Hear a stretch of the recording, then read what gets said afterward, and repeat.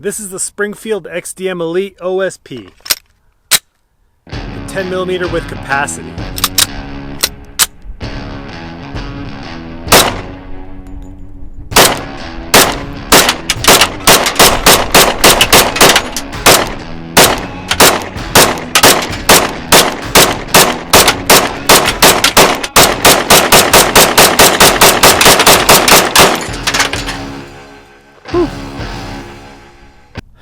Love it. Boom. That is the Springfield Armory XDM Elite 10mm. Now, not too long ago, I did a review on the short little guy, the subcompact or the compact version of this, which my biggest complaint, even though it performed just well, my biggest complaint was the grip was too short. I couldn't get a good purchase on it. So, especially on a stout round like a 10mm, I have pretty big hands, and I got a full purchase on this gun now.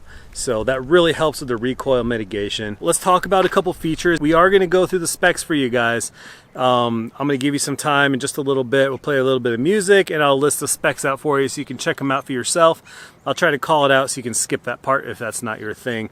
I just kind of want to talk about impressions. There's some things on this guy right here that I wish would be a little bit different. Ergonomics are good. This is the same exact frame as the XDM Elite OSP.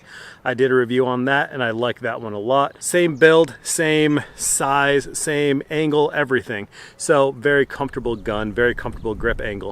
Right here, you do have a pick rail, so you can mount a light, you can mount something like that. Tactical laser, tactical light, pistol mounted light, something like that. And then you have a 4.5-inch barrel. You do have a match grade barrel. As far as I could tell, the general accuracy was just fine.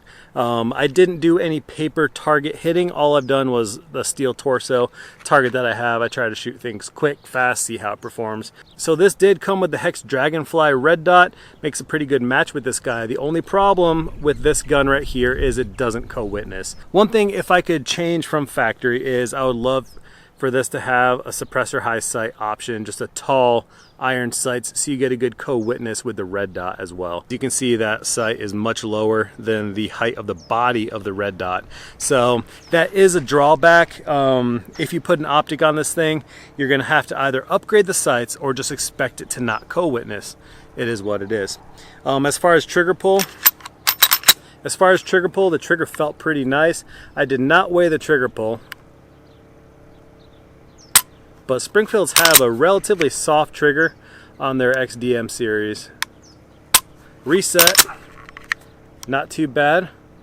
Pretty forceful reset, knocks your finger up to the starting position, and then the brake is just after that reset. So it's a pretty short trigger travel. I do want to give a shout out to my channel sponsors, ETS, probably the best speed loader out there. You don't have to worry about your mag thumb. That's when your thumb gets sore from loading mags constantly when you're shooting hundreds, thousands of rounds throughout the week. So ETS loaders do make that a lot easier. You can scoop the rounds right out of the box, stick it on your magazine, and slap it right into your magazine. Thank you, ETS. I also want to thank True Shot Gun Club. They did supply a lot of the ammunition for the testing of this.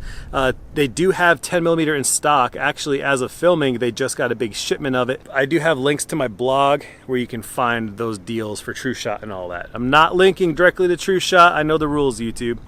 All right, anyways, let's get back to the gun.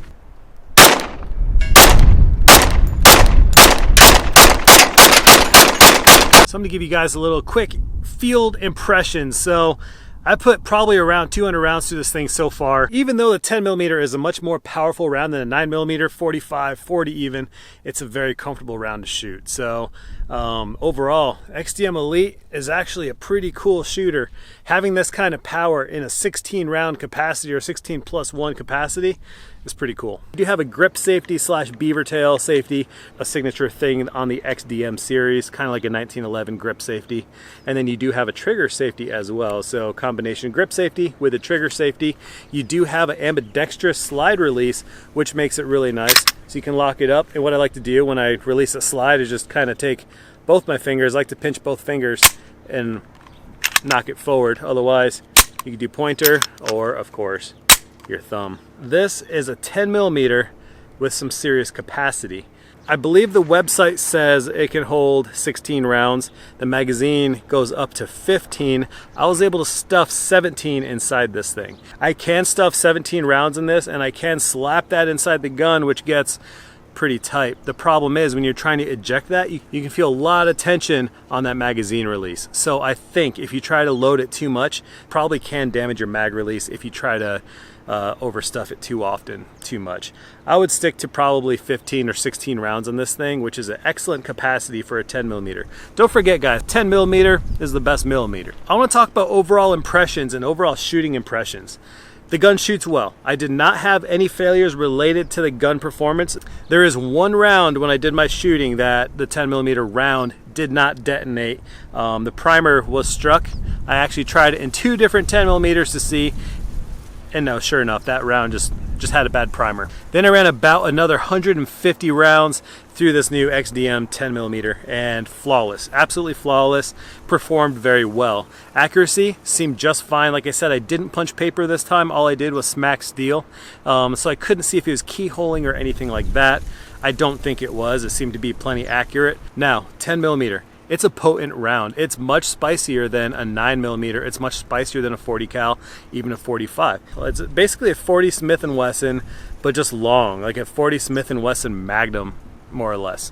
So 10 millimeter is really good for hiking. It's really good for, like, there's a lot of people out there that choose to carry 10 millimeter in bear country because it's such a powerful round where you get decent capacity compared to revolvers and all that.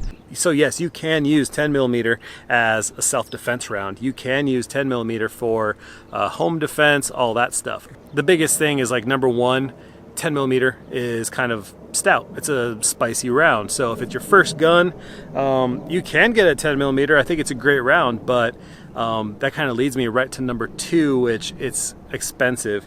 So this stuff right here runs, I want to say, around like $35 a box or so, $30 to $35 a box.